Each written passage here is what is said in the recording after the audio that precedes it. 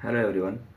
अभी हम relational database design करते वक्त क्या क्या चीज़ों का ध्यान रखना है and what are the good things and bad things that you can do while doing the database design. मतलब जब भी आप डेटाबेस डिज़ाइन करोगे तो क्या क्या अच्छी चीज़ें आप कर सकते हो, क्या क्या बुरी चीज़ें आप कर सकते हो। तो बुरी चीज़ें आपको अवॉइड करनी है अपने को।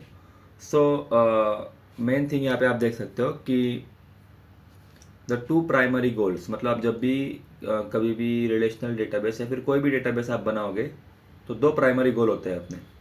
पहला ये है कि स्टोर द इंफॉर्मेशन एंड दूसरा है रिट्रीव द इंफॉर्मेशन। वही होता है ना, जैसे एक कोई डेटाबेस रहेगा उसमें मेन चीज़ यही है कि आप इंफॉर्मेशन स्टोर कर पाओ और इन्फॉर्मेशन इससे निकाल पाओ। तो दो ही चीज़ इंपॉर्टेंट होती है, स्टोर और रिट्रीव।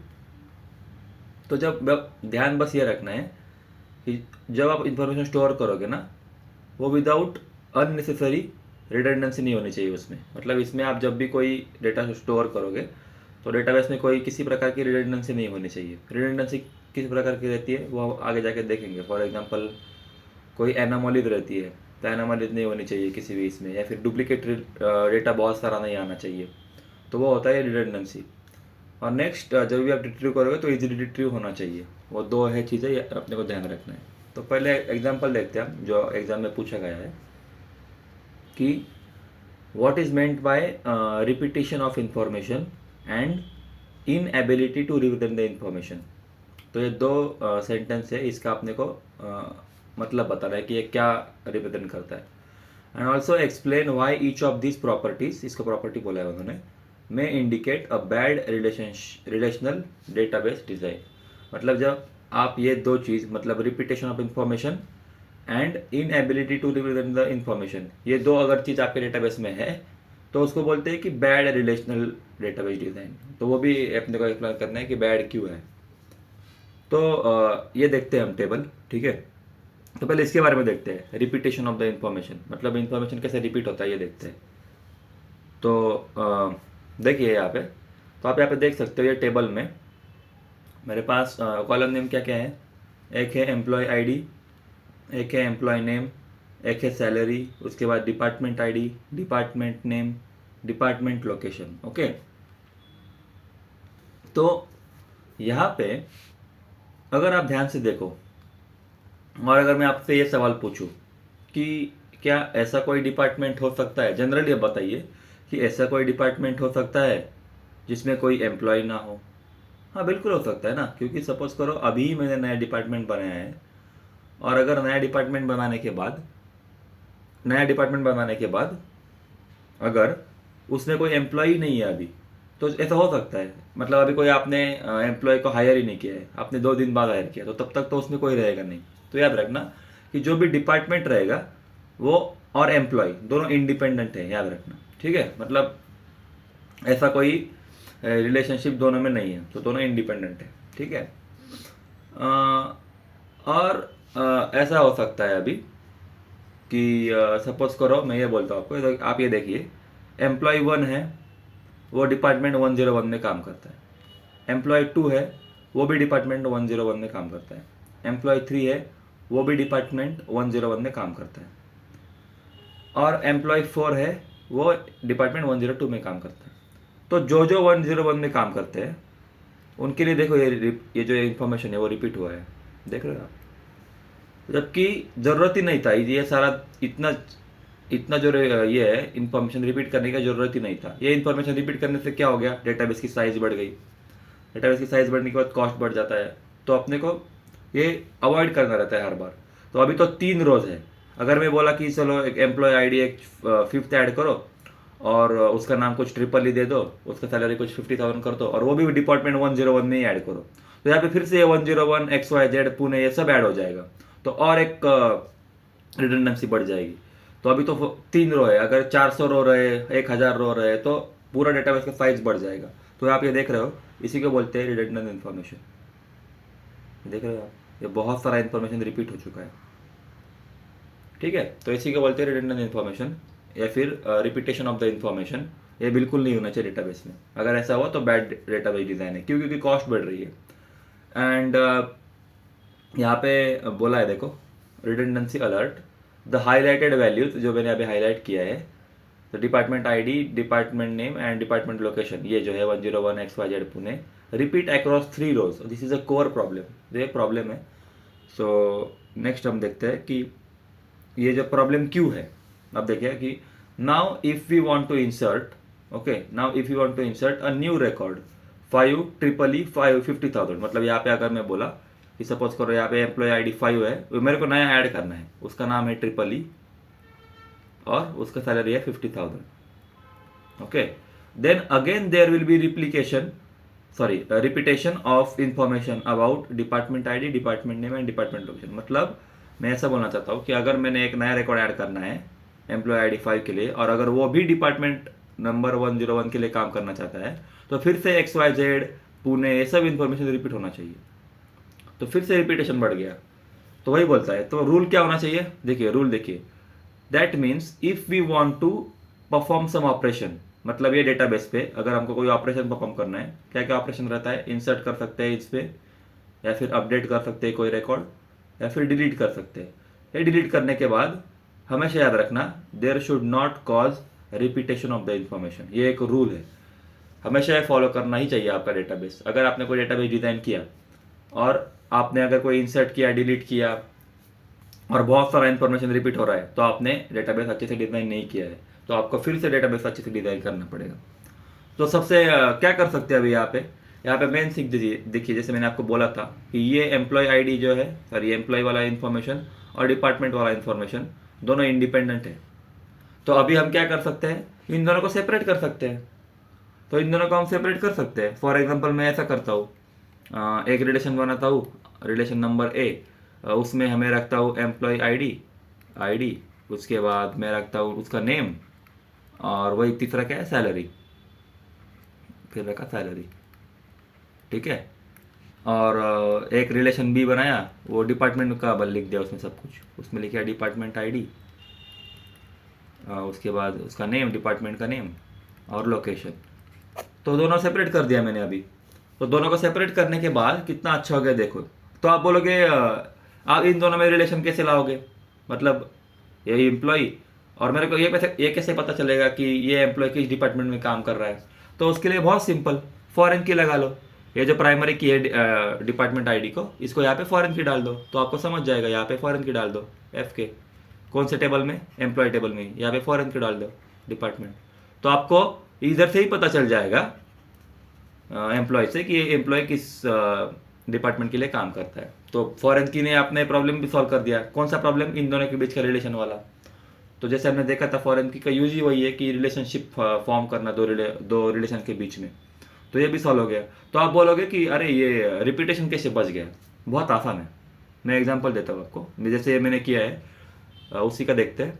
तो जैसे रिलेशन मैंने बनाया था एम्प्लॉय आईडी, फिर नेम बनाया, उसके बाद क्या था, सैलरी, ठीक है। ये मेरा पहला टेबल बनाया मैंने, ठीक है। तो मैं आपको बता रहा हूँ कि टेबल ब्रेक करने के बाद फ़ायदा क्या क्या हो रहा है अपने को। ये मैंने एक टेबल बनाया है, तो उसमें मैं लिखता हूँ कि क्या क्या था अपने पास, एम्प्लॉय आईडी 1 2 3 लिखता हूँ। 1, अब पूरा नहीं लिखूंगा, 1 2 जिसके रिपीटेशन, तो देखिए 1 2 3 के लिए क्या क्या रिपीट हुआ था, इन्फॉर्मेशन पूरा रिपीट हुआ था, ठीक है। तो यहाँ पे उसका सेम नाम है जो भी, या मैं ABC लिख दूंगा, जो भी है ABC, सैलरी कुछ 20 30 40, ठीक है। इसके लिए ये चीज़ों के लिए क्या इन्फॉर्मेशन रिपीट हो रहा था, ये डिपार्टमेंट वाला इन्फॉर्मेशन रिपीट हो रहा था पूरा। तो अब मैं क्या करूँगा, डिपार्टमेंट नाम का टेबल ही मैंने नया बना दिया है, ठीक है। डिपार्टमेंट नाम का टेबल ही मैंने बना दिया है नया। अब यहाँ पे डिपार्टमेंट का ये टेबल बन गया, उसमें क्या क्या है, अपना कॉलम नेम, यहाँ पे डिपार्टमेंट का आईडी हो गया, डिपार्टमेंट का नाम हो गया और लोकेशन हो गया। तो यहाँ पे देखते हैं क्या क्या डिपार्टमेंट है अपने पास। मेरे पास 2 डिपार्टमेंट है, एक तो 101 आईडी और दूसरा 102 आईडी, ठीक है। 101 आईडी लिखता हूँ, फिर 102 आईडी लिखता हूँ। और ये डिपार्टमेंट क्या था, डिपार्टमेंट था अपना XYZ और उसका लोकेशन था पुणे, ठीक है। तो यहाँ पे मैंने लिख दिया XYZ डिपार्टमेंट और लोकेशन लिख दिया पुणे। यहाँ पे मैंने लिख दिया जो भी उसका डिपार्टमेंट था, क्या था वो, PQR एंड मुंबई, ठीक है। तो अभी देखिए यहाँ पे कितने रो रिपीट हो रहे थे, 1 2 3 रो, पर यहाँ पे मैंने कितना रो बना लिया, हर एक डिपार्टमेंट के लिए सिर्फ 1 रो। तो कितना स्पेस बच गया देखिए। तो अरे आप बोलोगे कि इन दोनों का रिलेशन कैसे डिफाइन करें, तो बहुत आसान है। यहाँ पे फॉरेन की डाल दीजिए एक, फॉरेन की में ये रेफर कर दीजिए इधर, तो एफ के डाल दीजिए इधर आईडी। तो आप ये बोलोगे कि ये एम्प्लॉय है, ये डिपार्टमेंट नंबर 101 में काम करता है। आप ये बोलोगे ये जो एम्प्लॉय है वो डिपार्टमेंट नंबर 101 में काम करता है, ये भी एम्प्लॉय 101 में काम करता है। तो आपको मिल गया इन्फॉर्मेशन पूरा, ठीक है। तो आप बोलोगे रिपीटेशन हो रहा है, या this is a necessary repetition, ठीक है, ये नेसेसरी रिपीटेशन है क्योंकि मेरे को, क्योंकि तीनों भी 101 के लिए ही काम कर रहे हैं। पर अननेसेसरी रिपीटेशन जो हो रहा था, फॉर एग्जाम्पल ये XYZ पुणे, ये अननेसेसरी है, मेरे को जरूरत ही नहीं है इसका। तो ये अननेसेसरी रिपीटेशन अपना बच चुका है और अपना बहुत सारा कॉस्ट भी बच चुका है। सो याद रखना, necessary repetition is allowed, unnecessary repetition is not allowed. यही यहाँ पे बोल रहा था कि अननेसेसरी शब्द यहाँ पे जो है अपना बहुत इंपॉर्टेंट है, उसका नाम है यहाँ पे देखिए, जैसे मैं आपको बोला था फीचर वाला, ये अननेसेसरी रिडंडेंसी। अननेसेसरी नहीं होना चाहिए कुछ भी, necessary part is okay. So necessary यहाँ पे है अपना, देखिए ये हो रहा है रिपीटेशन, इट इज अलाउड क्योंकि ये लॉजिकल है। देखिए employee 1 works with department 101, employee 2 works with department 101, employee 3 works with department 101। और डिपार्टमेंट का इन्फॉर्मेशन कहाँ मिलेगा? दूसरे टेबल में जाओ, यहाँ से यहाँ पे तो मिल जाएगा 101 XYZ पुणे, 101 XYZ पुणे। तो that is the thing. Next क्या वर्ड था तो समझा आपको, रिपीटेशन ऑफ इंफॉर्मेशन का क्या ये होता है, मतलब why it is a bad for our relationship, sorry relational database design. And next thing है अपना inability to represent the information. ये हम देखने वाले हैं, ये थोड़ा सा टफ है समझने को, पर आप अगर ध्यान यहाँ पे आपको कोई एग्जांपल समझाए तो समझ जाएगा। तो देखो, this scenario indicates the bad database design. कौन सा सिनेरियो? जो हमने देखा अभी कि हमें अगर कोई भी हम इंसर्ट कर रहे हैं टेबल इसमें, तभी भी बहुत सारा इन्फॉर्मेशन रिपीट हो रहा है, तो ये बिल्कुल नहीं होना चाहिए। अपडेट के वक्त नहीं होना चाहिए, डिलीट के वक्त भी नहीं होना चाहिए। So this is the thing. Next, inability to represent the information का मतलब देखिए, it is a condition where relationship exist among only a proper subset of attribute in a relation. मतलब ये बोल रहा है कि जो भी आपका रिलेशन है, यहाँ पे देखिए, मैं जैसे आपको ये पूरा रिलेशन बताया, उसमें मेरे पास 6 कॉलम्स का नाम था, पर तब भी रिलेशनशिप का क्या क्या था, मतलब जैसे मैंने बोला कि डिपार्टमेंट और एम्प्लॉय ये दोनों इंडिपेंडेंटली वर्क कर रहे हैं। मतलब अभी तो इन दोनों का कोई रिलेशन नहीं है। मतलब मैं ये बोलना चाहता हूँ, यहाँ पे यही बोल रहा है ये कि a condition where relationship exist among only a proper subset of a relation. मतलब ये जो पूरा रिलेशन है, इसमें बस डिपार्टमेंट वाला जो कॉलम है वो एक इनके बीच में ही रिलेशन है कुछ, तो ये एक प्रॉपर सबसेट है, इनके बीच में कोई रिलेशन है, या फिर इन तीनों के बीच में कोई रिलेशन, ठीक है। अब मैं ये बोलना चाहता हूँ कि अगर ऐसा हुआ, मतलब एक पूरे अपना जो रिलेशन है उसमें कोई सबसेट है, ये सबसेट बोलते हैं इसको, तो सबसेट में ही कोई रिलेशन अगर एग्जिस्ट करता है तो उससे एक दिक्कत होती है, वो हम देखेंगे कि क्या होता है। तो this is a bad relational database design because all the unrelated attributes must be filled with null values, otherwise a tuple without the unrelated information cannot be inserted into a relation। आपको मैं एक सही इसमें बताता हूँ। देखिए, मेरे पास employ का नाम था, एम्प्लॉय का आईडी था, और क्या था मेरे पास, एम्प्लॉय नेम, एम्प्लॉय आईडी, और मेरे पास इसका सैलरी था, ठीक है।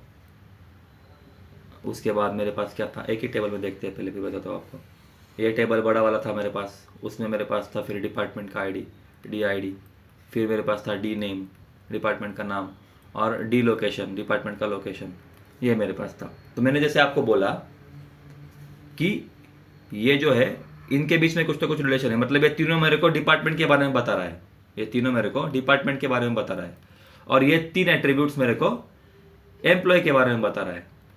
तो यही बोल रहा है वो कि ये सबसेट ऑफ एट्रीब्यूट्स में कुछ ना कुछ रिलेशन है, और ये सबसेट ऑफ एट्रीब्यूट में कुछ ना कुछ रिलेशन है।